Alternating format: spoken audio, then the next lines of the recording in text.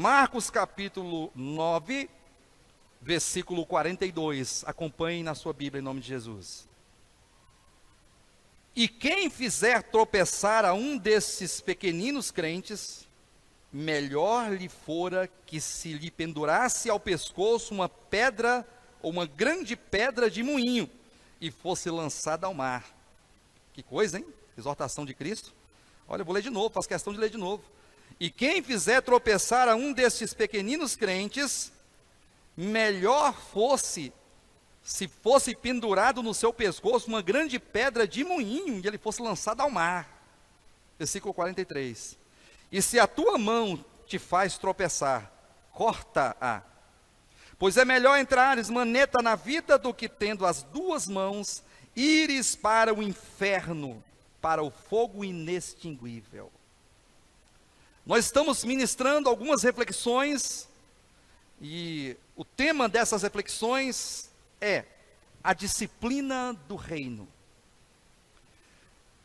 E nessas reflexões nós estamos entendendo que nós, na qualidade de reino dos céus, na qualidade de corpo de Cristo, de membros do corpo de Cristo, na qualidade de chamados por Deus para sermos filhos em natureza, em união orgânica com Deus, nós trazemos em nossos ombros responsabilidades que serão cobradas, responsabilidades que nós teremos que prestar diante de Jesus Cristo no dia do seu tribunal, conforme 2 aos Coríntios capítulo 5, versículo 10. Quando diz o texto: importa que todos nós compareçamos perante o tribunal de Cristo, para que cada um receba segundo o bem ou mal que estiver feito por meio do corpo. Ou seja, todos nós vamos comparecer diante do tribunal de Cristo. Esse tribunal de Cristo, essa palavra tribunal no grego é bema, bema de Cristo, é o tribunal familiar. Nesse tribunal só se apresenta filhos, irmãos, servos de Jesus Cristo. E eu, você, todos aqueles que creram desde o princípio da era cristã, todos que ainda crerão futuramente, todos nós vamos comparecer. E este comparecimento é para que recebamos, segundo o bem ou o mal que estivermos feito por meio do corpo, ou seja, nesta vida, em carne, na trajetória de vida humana. E então isso nos chama a atenção, e nós precisamos entender que Deus, Ele é amor. Quantos aqui já sabiam que Deus é amor? Diga: Deus é amor. Ele não tem amor, Ele é amor. É a natureza de Deus. Deus não tem amor para dar para ninguém. Deus tem amor para dar, que é Ele mesmo, a sua própria natureza, a sua própria vida, a sua própria essência. Deus é amor. E por causa do amor de Deus, Deus já providenciou uma salvação de antemão para a humanidade. E não somente providenciou de antemão, antes da eternidade, essa salvação, esta graça a todos os homens, como também nos escolheu, nos predestinou para sermos participantes da sua natureza divina. Para fazermos parte do supremo propósito de Deus, que é o propósito do reino dos céus. Sermos participantes do novo homem, de uma nova humanidade, de uma nova criação de Deus. E essa nova criação, ela é composta e proposta na própria vida do Cristo de Deus. Cristo, Ele é a vida, Ele é a essência, Ele é o padrão de humanidade, Ele é a medida de todos aqueles que querem ser vencedores. Ou seja, tudo o que nós precisamos de Deus, tudo o que Deus espera de nós, está em Cristo Jesus. De modo que nós nos tornamos testemunhas de Cristo. Assim como Cristo se tornou testemunha do Pai, e o Apocalipse capítulo 4, capítulo 1, nos primeiros versículos, salvo engano, no versículo 4, nos é dito que Cristo, Ele é a fiel testemunha. E Ele, como a fiel testemunha, Ele testemunhou do Pai, ou seja, Ele explicou, Ele revelou, replicou, traduziu, manifestou o Pai na sua vida humana. O que Cristo fez aqui nessa terra foi trazer o Deus para os homens. Ele é o Emanuel, ele é Deus conosco. Eu me lembro daquela pergunta, né, de Filipe. Chega nessa, é uma pergunta, mas uma proposta de Filipe. Está registrado em Mateus capítulo 13, no momento que Jesus estava naquele episódio ali, com seus discípulos em Cesareia de Filipe. E então, Jesus no seu discurso, né, falando aos discípulos, de repente Filipe falou: Senhor, Jesus, tá bom, Jesus. Nós entendemos tudo o que o Senhor falou.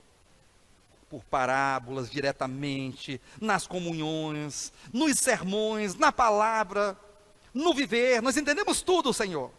Está tudo muito bem, Jesus. Estou parafraseando Filipe, tá? Jesus, está tudo muito bom. Mas vamos fazer o seguinte: mostra-nos o Pai e isso nos basta. Filipe.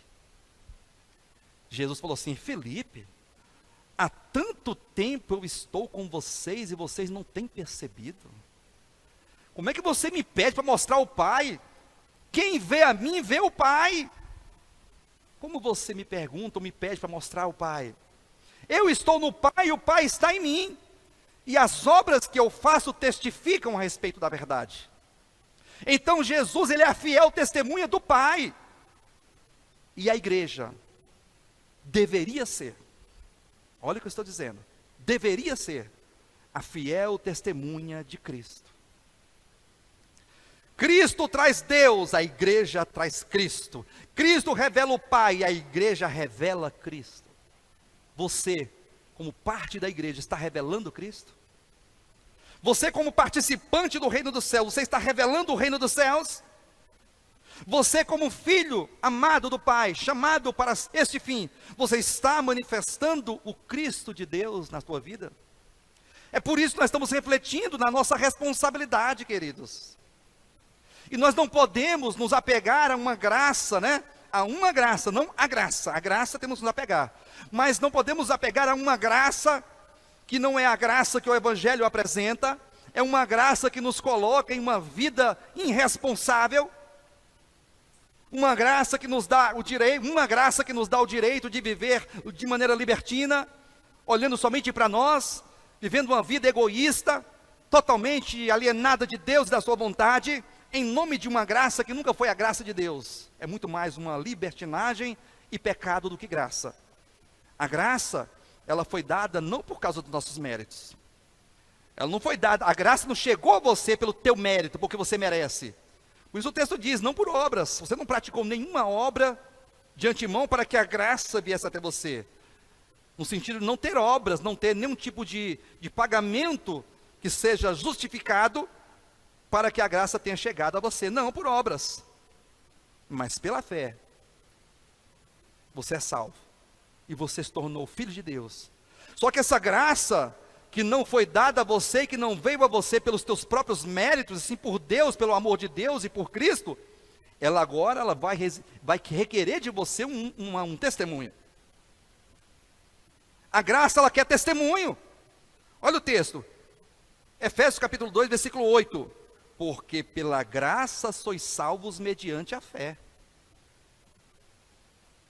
E isso não vem de vós, é dom de Deus, não por obras para que ninguém se glorie. Versículo 9 diz assim, porque dele somos feitura, porque dele somos obra-prima. Essa palavra feitura do grego é poema, que quer dizer obra-prima, ou seja, nova criação. Quando a graça nos alcançou e nós somos chamados por Deus, e pela fé nós cremos, né, em Cristo, então nós nos tornamos participantes desta nova criação, desta obra-prima de Deus. Aí fala, criados em Cristo Jesus para quê? Para quê? Os irmãos podem ler? Pois somos feitura dele, somos obra-prima de Deus, criados em Cristo Jesus para quê? Então a graça não é por obras, mas é para as boas obras. De modo que quando você recebeu a graça de Deus, você não recebeu a graça para ficar se gloriando, se declarando que está tudo certo e que não há nada mais para ser feito, porque Cristo realizou todas as coisas e o mérito está em Cristo e eu tenho só que glorificar. Cuidado, porque você foi chamado pela graça para as boas obras, para testemunhar da graça, para testemunhar de Cristo. É por isso que essas reflexões cujo tema é a disciplina do reino, é para que nós entendamos definitivamente: Deus é amor, mas Deus é fogo consumidor. Deus é amor, mas Deus é justiça. E Deus, ele vai intervir. Deus vai intervir na história da humanidade. Deus não vai deixar que o mundo continue da forma que está. As pessoas cada vez mais partidárias, políticas, religiosas, egoístas, religiosas, hipócritas, falsas. Cada um olha para si, ninguém tem misericórdia de ninguém, ninguém se preocupa com ninguém. Deus não vai permitir que isso continue. Já está decretado nas Escrituras. Já está decretado no Apocalipse que Deus vai intervir. Vai chegar um momento que o Cordeiro vai se levantar do trono, vai tomar o livro da escatologia de Deus e vai começar a abrir os selos, o livro dos 7 selos. E quando ele começar a abrir, as coisas vão acontecer para que tudo, resulte, para que todos os eventos resultem na manifestação do Cristo de Deus em sua segunda vinda. Deus, ele vai intervir na história da humanidade. Deus vai intervir na história dos judeus. Deus vai intervir na história da sua igreja. Não pense que os pecados vão ficar encobertos, que a preguiça, que a indolência, que o descaso, que o desprezo a Cristo, a sua palavra, vai ficar encoberto, vai ficar sem resolver. Não pense isso. O texto que nós lemos aqui é um texto que fala dos tropeços. Ah, se alguém fizer tropeçar, tem um monte de crente fazendo tropeçar, tem muitas esposas fazendo o marido tropeçar, tem muitos maridos fazendo a esposa tropeçar, tem muitos filhos fazendo os pais tropeçarem, tem muitos pais fazendo os filhos tropeçarem, tem muito irmão fazendo o irmão tropeçar, tem muito irmão da igreja fazendo outros irmãos tropeçarem, tem muitos seres humanos fazendo os outros tropeçarem, por causa dos seus erros, por causa das suas trevas, por causa dos seus pecados, por causa da sua maldade, por causa do seu coração impenitente, que não quer se arrepender. Por isso o texto está dizendo: se o teu olho te faz, diga a tua mão, se a tua mão te faz tropeçar, corta ela de ti e arranca fora. É melhor você entrar sem mão, maneta no reino, do que tendo as duas mãos fores lançado no inferno de fogo inextinguível. Pastor, tem que arrancar minha mão? Não, esse texto aqui é um texto metafórico, que fala de alguma coisa que está te atrapalhando, que está te fazendo tropeçar e levando outros a tropeçarem.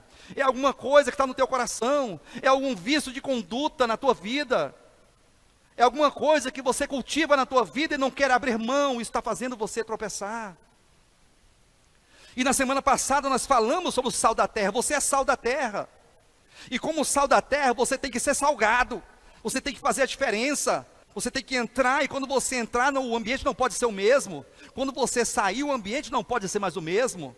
Em que sentido?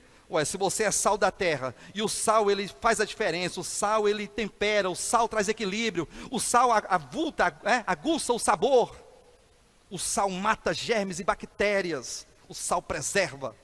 Então, se você entra num lugar, ou se você está num lugar, de duas é uma: ou você vai trazer arrependimento naquele lugar, trazer luz para aquele lugar, ou então as pessoas daquele lugar vão querer te matar, vão querer te apedrejar, vão querer te esquartejar, vão querer te matar, te destruir, porque isso aconteceu com Jesus. Jesus, como Filho de Deus, como o próprio Deus em carne, quando ele chegava no lugar, tinha reação, não ficava a mesma coisa. Jesus entrava no lugar, de duas é uma, ou as pessoas caíam rendidas aos seus pés, chorando, arrependidas, ou então pegavam em pedras para apedrejá-lo. Mas da mesma forma não ficava. Ou queriam amá-lo, ou queriam matá-lo. Isso quer dizer ser sal. Não fica a mesma coisa. Tempera, traz equilíbrio, mata germes e bactérias, dá sabor, transforma o ambiente. E esse texto que nós lemos é um texto que tem tudo a ver com sal. Olha só o versículo 49, Marcos 9, 49. Porque cada um será salgado com fogo. Eu queria que vocês repetissem comigo esse versículo, por favor. Porque cada um de nós será salgado com fogo. Se o sal que é sal, ele é sal da terra, ele é filho de Deus, ele é membro do corpo de Cristo, ele foi chamado para manifestar Cristo, ele é sal da terra. Se ele perdeu o sabor, como que vamos restaurar isso? Fogo nele, porque todos nós seremos salgados com fogo. Pastor, não estou entendendo muito o negócio do fogo. Você vai entender daqui a pouco. Mateus capítulo 3. Mateus capítulo 3, versículo 1. Diz assim: naqueles dias apareceu João Batista pregando no deserto da Judeia e dizia: arrependei-vos, porque está próximo o reino dos céus. Porque este é o referido por intermédio do profeta Isaías. Qual o referido? Voz do que clama no deserto, preparai o caminho do Senhor, endireitai as suas veredas. Por que eu sou sal e por que, se eu me tornar insípido, eu vou ter que ser restaurado? E a maneira de eu ser restaurado é com fogo. É o princípio de Deus.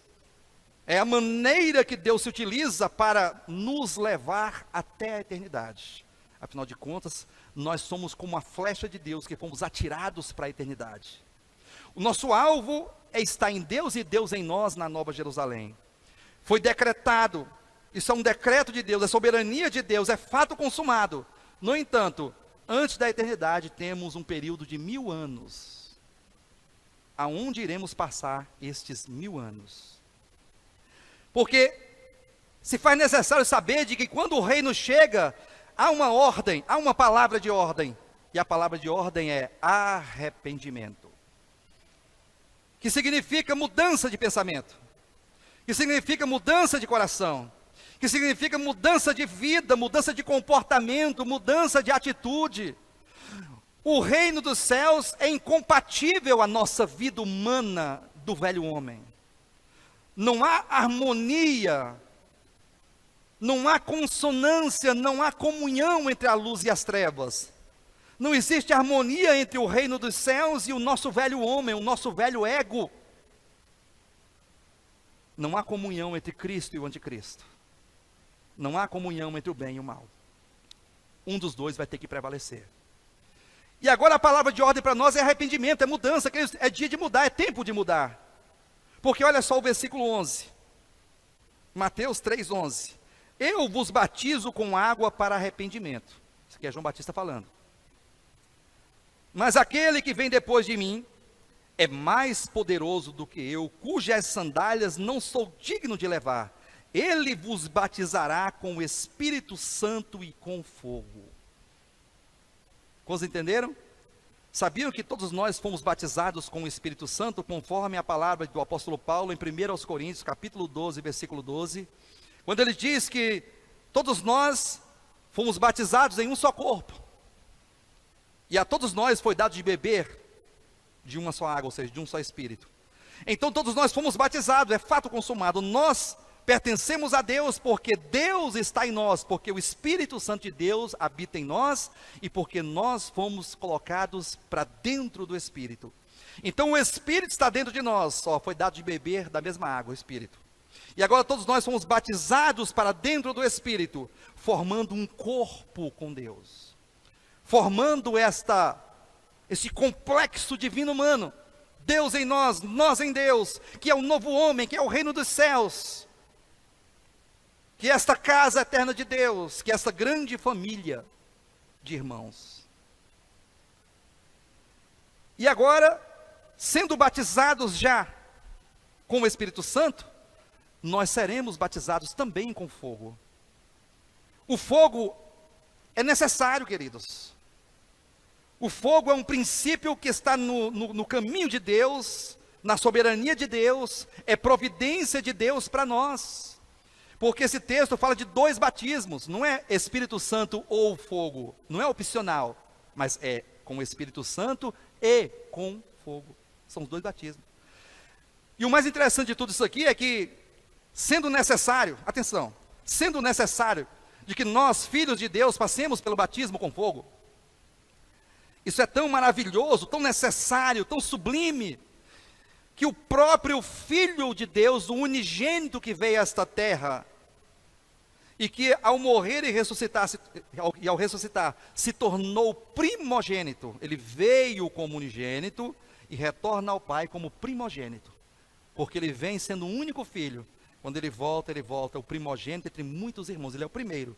Aí o segundo, terceiro, quarto, quinto, e os cristãos, e você, e eu, e todos nós, dentro dessa contagem. E ele, como filho de Deus, como homem, não como Deus, porque Deus não precisa de fogo. Deus não tem que ser batizado no fogo. Deus não tem que ser provado.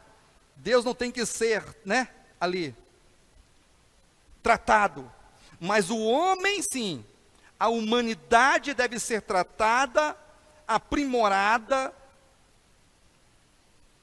A humanidade deve passar por momentos difíceis, complexos, que é esse batismo com fogo. O próprio Jesus foi batizado com fogo. Convido vocês a lerem comigo aqui, Lucas capítulo 12, versículo 49, atenção, essa palavra é muito importante, é de extrema importância para todos nós. Lucas capítulo 12, versículo 49, diz assim: eu vim para lançar fogo sobre a terra.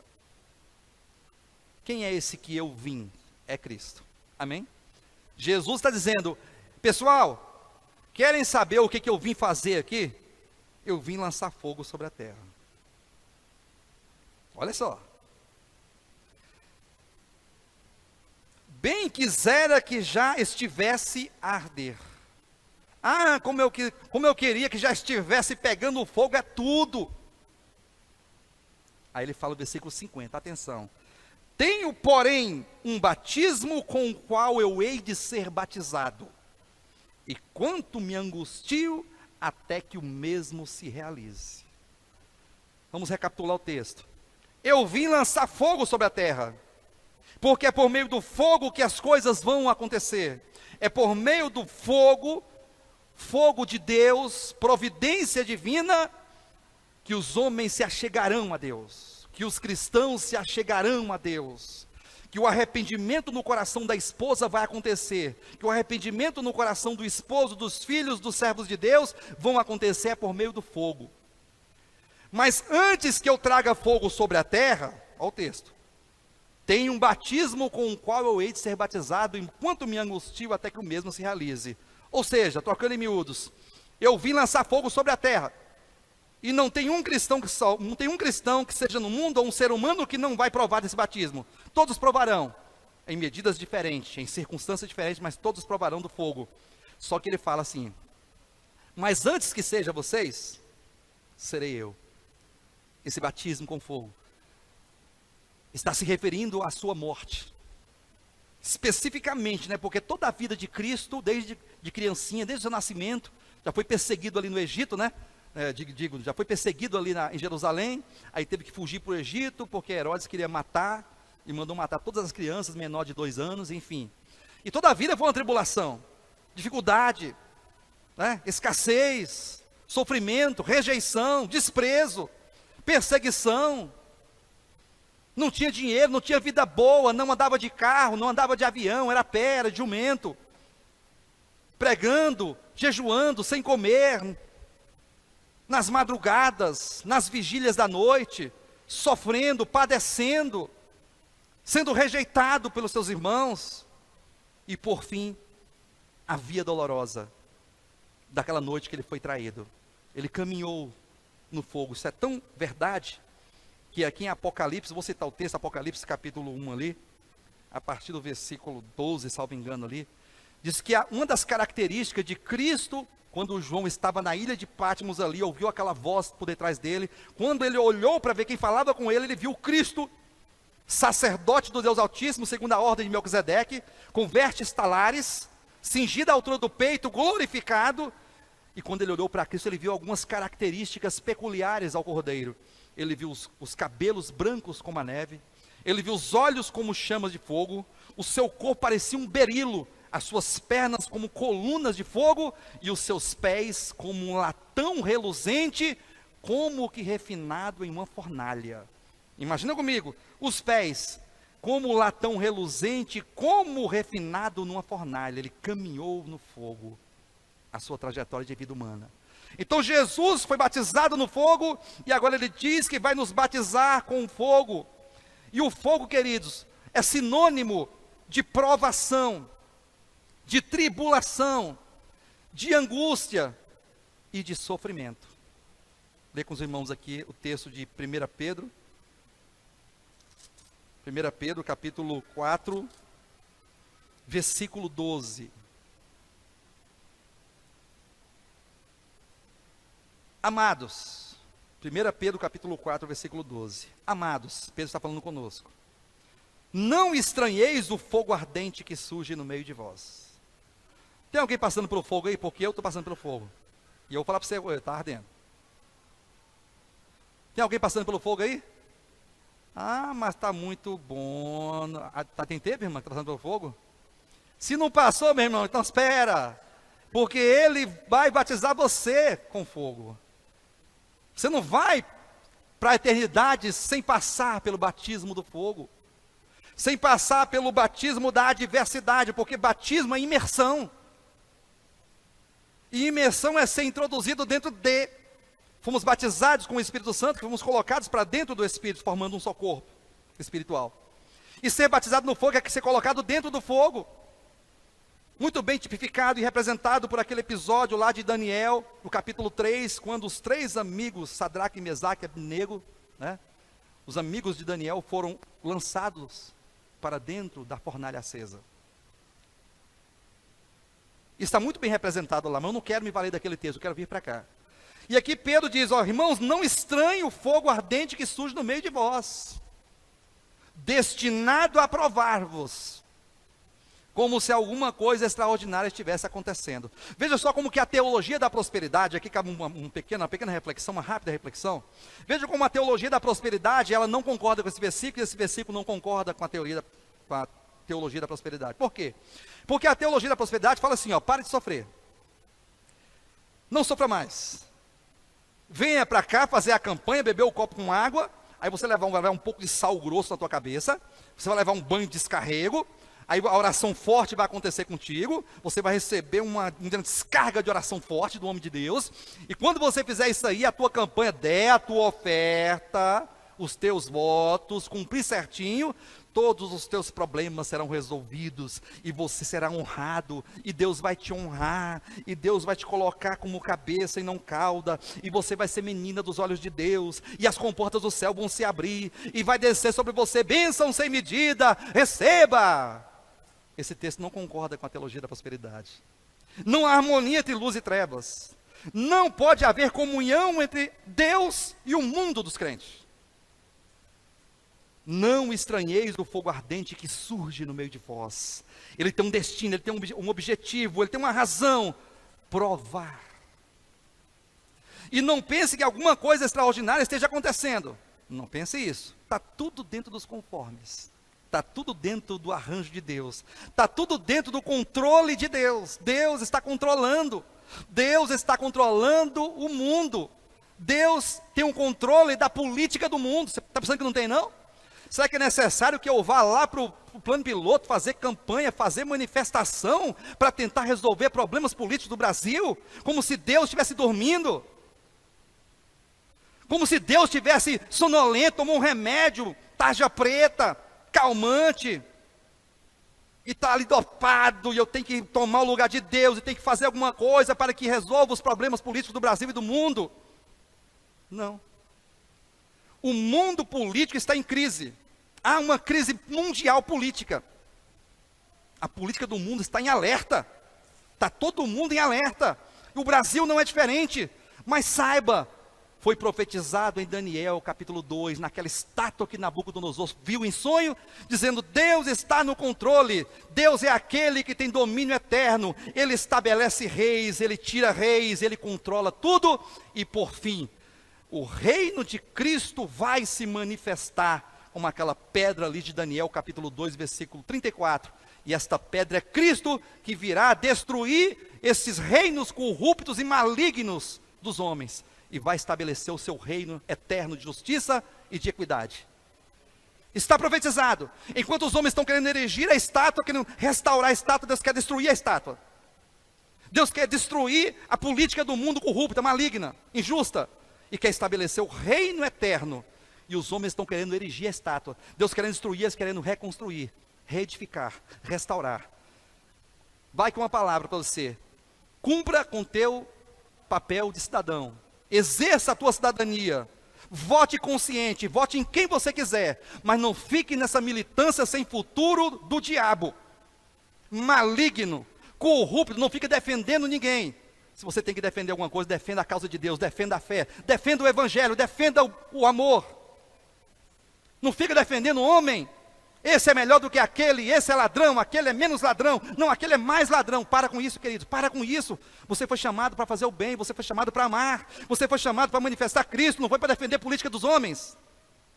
Vote em quem você quiser, se não quiser votar, não vote, mas não fique nessa militância do inferno. O problema é a militância, o problema é a causa que fica se defendendo, se degladiando, maltratando o irmão, entristecendo o outro, querendo sobressair, querendo ter razão. Para com isso.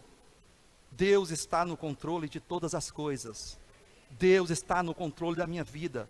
Deus está no controle da tua vida. O que nós precisamos fazer é entender que somos sal da terra e luz do mundo, chamados para manifestar Deus, chamados para dar testemunho de Cristo. E aqui diz: não se incomode com o fogo que arde ao teu redor. Não é extraordinário, é ordinário. Não é nada demais, está tudo normal, Deus está no controle. Ele te colocou em uma circunstância de fogo para que você se desperte, para que o teu coração entenda que Ele está esperando alguma coisa de você. O fogo e as circunstâncias adversas e todo o sofrimento é para que você seja despertado. É para que você entenda que Ele espera de você arrependimento, mudança de comportamento. Você não pode ser como uma pessoa do mundo, como aquele que não conhece a Deus, como aquele que não ouviu a verdade. Você não pode viver como um animal, como um cachorro, como um cavalo, como um animal. Você é ser humano, a imagem de Deus, chamado por Deus, você é filho de Deus. Então o fogo é para isso. O fogo é para que você chegue a uma conclusão de que você tem que parar de lutar contra Deus. Pare de lutar contra Deus, pare de estorvar Deus, pare de inviabilizar o processo de Deus. Jesus está juntando, você está espalhando. Você está como Saulo de Tarso, né? Achando que estava servindo Yahvé, estava perseguindo Yahvé. Mas depois ele se arrependeu. E cabe a nós nos arrependermos. Versículo 13. Pelo contrário.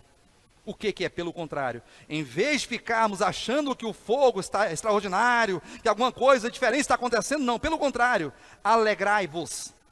Quando estiver sofrendo, se alegrem. Alegrai-vos na medida em que sois co-participantes de quê? Dos sofrimentos de Cristo, para que também na revelação da sua glória vos alegreis exultando. Então o fogo é o sofrimento provocado por Deus e autorizado pelo próprio Deus. Deus tanto autoriza como Ele providencia o fogo. Se não tem fogo, Ele providencia fogo. Se tem fogo, Ele deixa que é para a gente se queimar um pouquinho e para que sejamos despertados. O último texto que eu vou ler aqui, capítulo 1, 1 Pedro, capítulo 1, isso aqui eu vou encerrar a palavra. 1 Pedro, capítulo 1, versículo 3, diz assim: bendito o Deus e Pai do nosso Senhor Jesus Cristo, que segundo a sua muita misericórdia, nos regenerou para uma viva esperança, mediante a ressurreição de Jesus Cristo dentre os mortos, para uma herança incorruptível, sem mácula, imarcessível, reservada nos céus para vós outros, que sois guardado pelo poder de Deus, mediante a fé, para a salvação preparada para revelar-se no último tempo. Nisto exultai, exulte nisto. Você foi chamado para uma viva esperança. Você foi regenerado para uma salvação que vai se manifestar no último tempo. Nisso se alegre. Embora no presente tempo, se necessário, sejais contristados por várias provações, para que, uma vez confirmado o valor da vossa fé, muito mais preciosa do que o ouro perecível, mesmo apurado pelo fogo, redunde em louvor, glória e honra na revelação de Jesus Cristo, a quem não havendo visto a mais, no qual, não vendo agora, mas crendo, exultais com alegria indizível e cheia de glória, obtendo o fim da vossa fé, a salvação da vossa alma. O fogo ardente é para nos lapidar, é para nos tirar todas as arestas do mundo, do pecado, da maldade, do egoísmo, da inimizade, da indiferença aos outros, da falsidade, da preguiça, da contenda, da inimizade, da violência, da ira, da discórdia, da incredulidade, e para nos levar ao fim da nossa fé, a salvação plena da nossa alma. Amém, queridos? Em Provérbios capítulo 28, eu vou só citar, versículo 13, diz assim: o que encobre as suas transgressões, jamais prosperará. Quantos aqui querem prosperar? Seja simples na sua resposta. Quantos aqui querem prosperar? Prosperar em quê, pastor? Porque o senhor acabou de falar da teologia da prosperidade. Não estou falando da teologia da prosperidade. Eu falo prosperar. Como homem, como mulher, como pai, como mãe, como esposo, como esposa, como cidadão, como irmão, como um amigo, como um cristão, como um servo de Deus. Aquele que encobre a sua transgressão, aquele que acalenta, que cultiva no seu coração o teu mal, o teu pecado, o teu problema, jamais prosperará. Mas aquele que confessa e deixa o pecado, alcançará misericórdia. Amém, queridos? Reflita nessa palavra, guarde essa palavra no seu coração e fique de pé e vamos orar a Deus.